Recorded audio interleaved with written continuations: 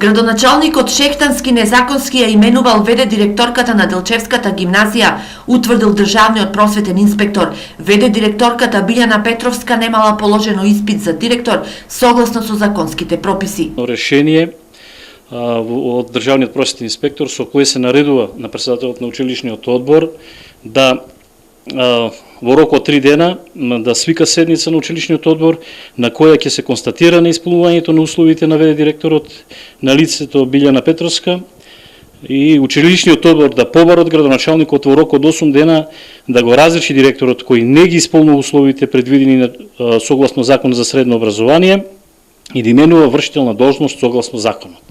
Но сепак решението од државниот просветен инспектор не се разгледувало на училишниот одбор. Синоќа по 4 сатна дебата на училишниот одбор, претседателката на училишниот одбор само рече дека е безпредметното решение на државниот просветен инспектор, бидејќи ВД директорката си поднела оставка. Разрешувањето на овој хаос останува во рацете на Шехтански. Повик до градоначалникот на општина Делчево, ингеренциите се во негови раце и да ги реши проблемите кои што се наметнати во Средното општинско училиште во Делчево. Во случај да градоначалникот не успее да го реши проблемот, тогаш очигледно ќе мора да му ги земат ингеренциите од страна на Министерството за образование.